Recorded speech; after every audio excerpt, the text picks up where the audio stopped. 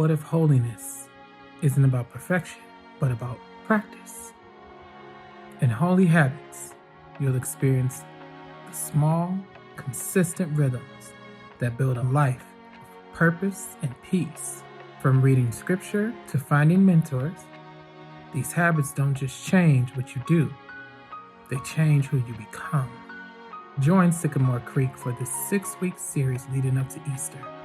Holy Habits, small choices, sacred rhythms, a life that lasts.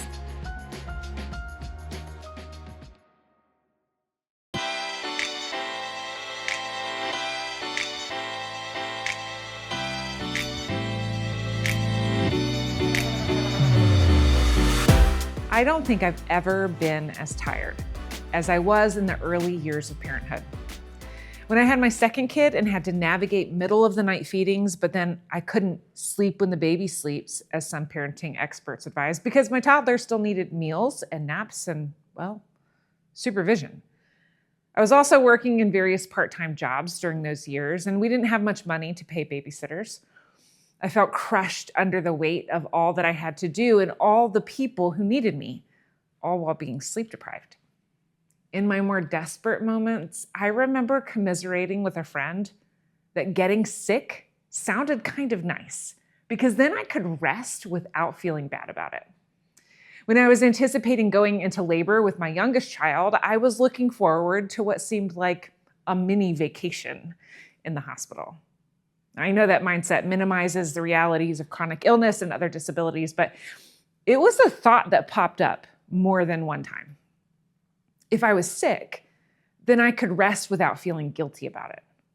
There was this feeling that if I stopped to rest, if I asked people to help carry some of the burden of life, that I was probably selfish, that I wasn't carrying my fair share, that I was letting people down.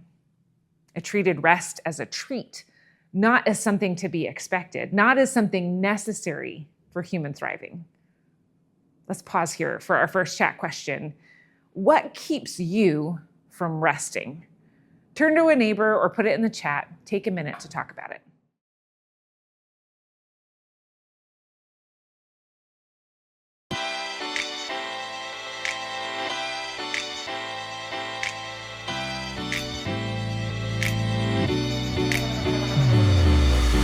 We're in the middle of a series called Holy Habits. This is based on a book by the author Noah Heron. He is a pastor, a speaker, and an author. In this series, we're learning that holy habits are daily habits that help us to stay in love with God. Now, holy means set apart. So we might think of it as set apart as intentional in moving toward God. Holy habits are intentional rhythms that help us to stay in love with God. In a letter attributed to the Apostle Paul, he wrote to Timothy, while physical training is of some value, godliness is valuable in every way, holding promise for both the present life and the life to come. This series is about the habits that are part of that training and godliness Paul is writing about. And the goal of this series is to give all of us habits, tangible things that we can do again and again that draw us closer to God. Holy habits lead to big changes in our lives as we deepen our relationship with God. Now, another way to look at it is that an encounter with Jesus will set us free, while our spiritual habits will keep us free. I think this tension around rest is a common struggle. We live tired, worn out, burned out, and sometimes we even treat an overloaded schedule as a badge of honor. We feel a pressure to be productive and guilty when we rest. And sometimes we even fear that we're not doing enough for God. And then when we look around the world, the state of the world, it's not like we're getting any reassurances that everything is okay and a little bit of rest was not going to hurt anything. We're deeply aware that now more than ever, the way we show up in the world matters. And so we start living as if we have to earn God's love instead of living from God's love. And yet somewhere deep inside us, we also recognize that when we live burned out and overextended, we're not showing up well to any parts of our lives. So when Jesus spoke to the disciples about rest and burnout, We feel both the weight of this being something humanity has wrestled with for thousands of years and the hope of Jesus' offer. So he said in Matthew's account of Jesus' life and ministry, in the Message paraphrase, "Are you tired, worn out, burned out on religion? Come to me, get away with me, and you'll recover your life. I'll show you how to take a real rest. Walk with me and work with me. Watch how I do it. Learn the unforced rhythms of grace. I won't lay anything heavy or ill-fitting on you. Keep company with me, and you'll learn to live freely and lightly." I have to believe that God always knew we would wrestle with this. In the story of creation that we find at the beginning of our scriptures, we read that God created the world in 6 days, then rested on the seventh. Now, I don't believe that these were literal 24-hour days. I think this is a story that tells us about who created the world, God, and why. Because God loves us and wants to be in relationship with us. Now, the story does not tell us how the world was created, at least scientifically. And I think that makes God's day of rest even more meaningful. Because if this story isn't a scientifically factual account of God's work and rest, then what is the truth this story communicates? First, we see that rest is holy. God rests because God is showing us the best way to live. God doesn't rest because God is tired, but because rest is holy. Rest is literally woven into the rhythm of creation. And based on the story of God's day of rest, humanity was instructed to also set aside a day of rest, which became known as the Sabbath. In the 10 Commandments, the 10 major instructions that God gave Moses, he said to remember the Sabbath day by keeping it holy. 6 days you shall labor and do all your work, but the seventh day is a Sabbath to the Lord your God. On it you shall not do any work, neither you nor your son or daughter, nor your male or female servant, nor your animals, nor any foreigner residing in your towns. For in 6 days the Lord made the heavens and the earth, the sea and all that is in them. But God rested on the seventh day. Therefore the Lord blessed the Sabbath and made it holy. So the explanation here for why the day of rest is important calls back to the story of creation. We rest because God rested. And the instruction is to remember the Sabbath day by keeping it holy. Well, how do we keep a day holy? Well, if you look at it, break it down, Sabbath is a holy day, which means it's a day that's set apart. A day set apart not just for time off. It's not playing hooky or taking vacation. This is meaningful time of restorative rest that's marked by God's presence, where we remember that we are more than what we produce. So rest is holy. Rest is also freedom. Later in our scriptures, the 10 Commandments are repeated. And in Deuteronomy, this is how the command for the Sabbath is written. It might sound familiar. Observe the Sabbath day by keeping it holy, as the Lord your God has commanded you. 6 days you shall labor and do all your work, but the seventh day is a Sabbath to the Lord your God. On it you shall not do any work, neither you nor your son or daughter, nor your male or female servant, nor your ox or donkey or any of your animals, nor any foreigner residing in your towns, so that your male and female servants may rest as you do.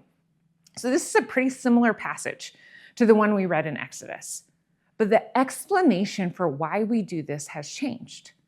In Exodus, the explanation was because God rested in the story of creation. Listen to the explanation here in Deuteronomy. Remember that you were slaves in Egypt, and that the Lord your God brought you out of there with a mighty hand and an outstretched arm. Therefore, the Lord your God has commanded you to observe the Sabbath day. The implication here is that when they were enslaved in Egypt, they didn't get to control their weeks, their days. They didn't get to choose what they did in a day. And because the Lord freed them, they're called to honor God and remember their experiences by setting a day apart as holy. The implication for us is that we're not really free if we're not enjoying the fruit of our labor. If we work all the time and never leave room to enjoy the fruit of our labor, maybe we're not really free. So rest is holy. Rest is freedom. And rest is grace. John Wesley is the founder of the Methodist movement, which gave rise to the United Methodist Church, and Sycamore Creek is United Methodist. One thing he wrote about was something he called means of grace. These are the channels through which we receive God's grace. Some are expected. They're places God said we would meet God. We've talked about some of them already in this series, like reading your Bible, coming home, or confession, conversation, or prayer. But there are all kinds of ways that you can experience God's grace. Wesley said there are infinite ways to experience God's grace. And the important thing about these means of grace is that they weren't the source of the grace. The grace we receive from God when we read our Bibles doesn't come from the Bible itself. It comes from God through our reading of the Bible.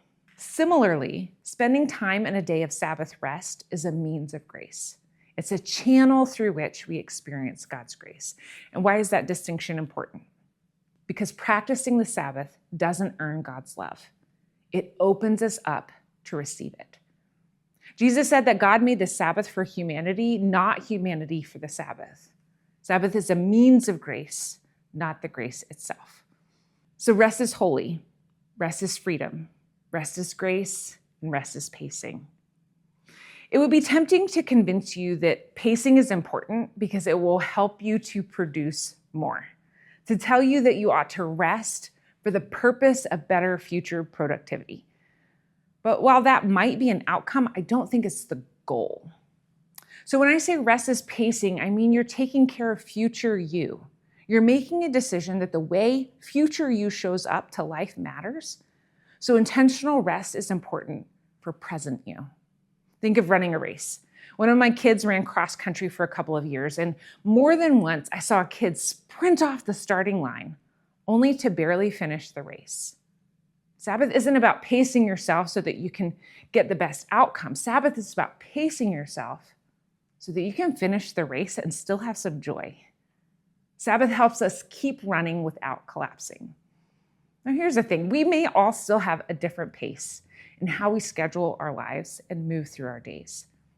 One person's pace might bore someone else. Another person's pace might wear another person out.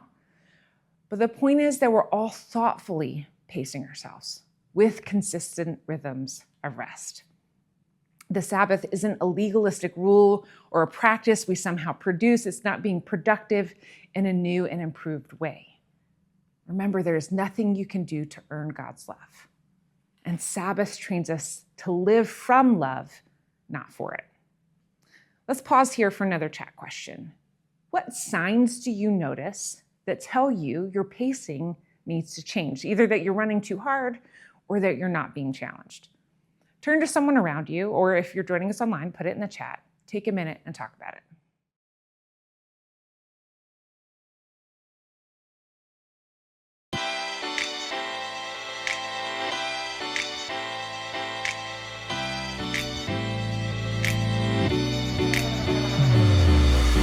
So Sabbath is trust, resistance to hurry, making space for delight in God's presence. A lot of times, if a person works with their hands, they find good rest comes by engaging their minds.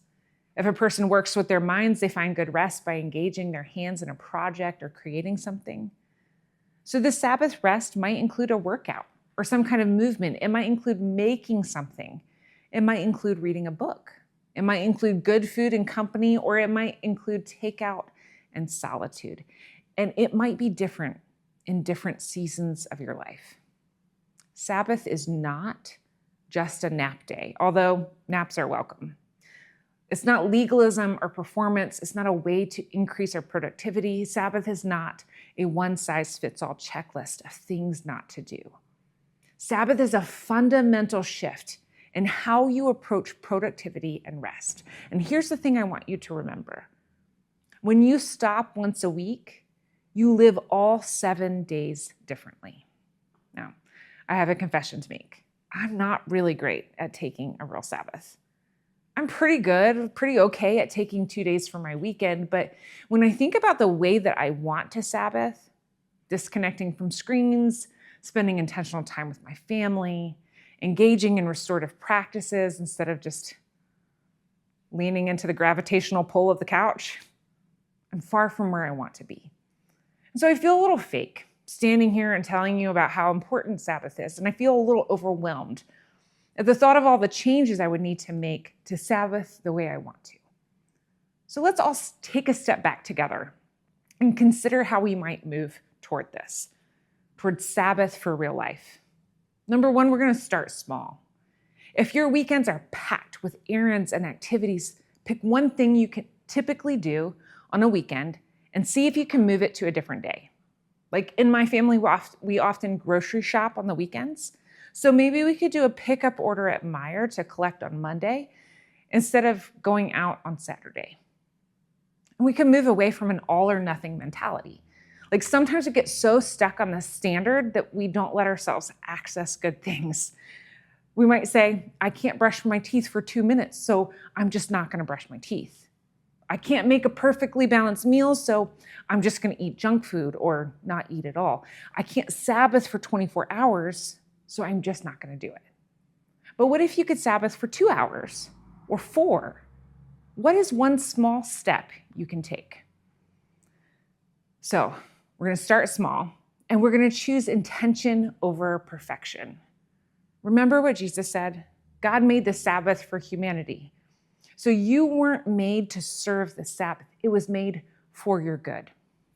I think this is the main place where I want to make some changes in my Sabbath. Instead of just having a couple of days off, I want to have a day where I rest on purpose.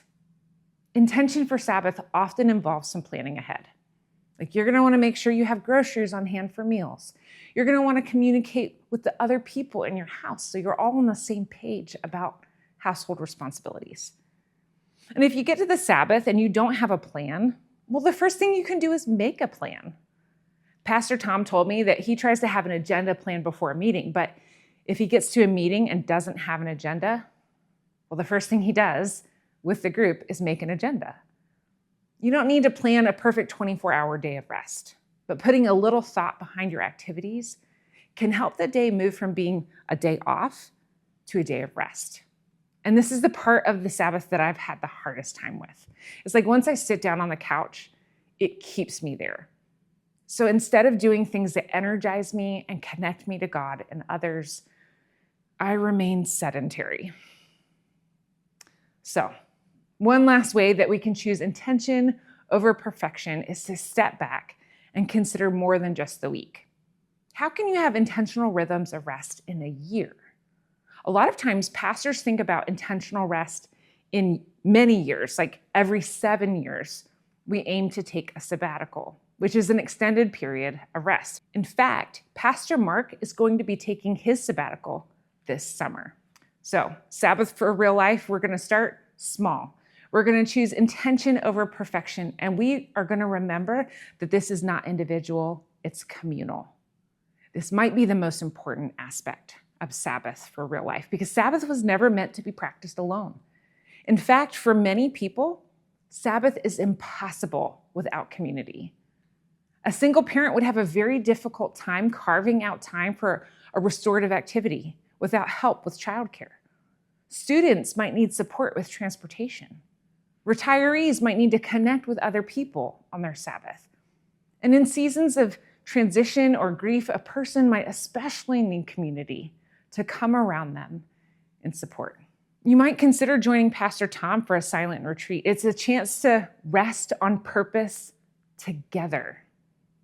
As a community, we can normalize and celebrate rest instead of burnout. As a community, we can release the guilt we feel when we don't get it all done. As a community, we can protect each other from burnout when we all chip in to carry the load. Imagine with me a community that lives from love, not for love. A community that's grounded in grace and extending that grace to others. Imagine a community that's faithful for the long run. And remember that an encounter with Jesus will set us free, but our spiritual habits will keep us free. And today we might say that an encounter with Jesus will set us free. Sabbath rest will keep us free. Let's seek that together today.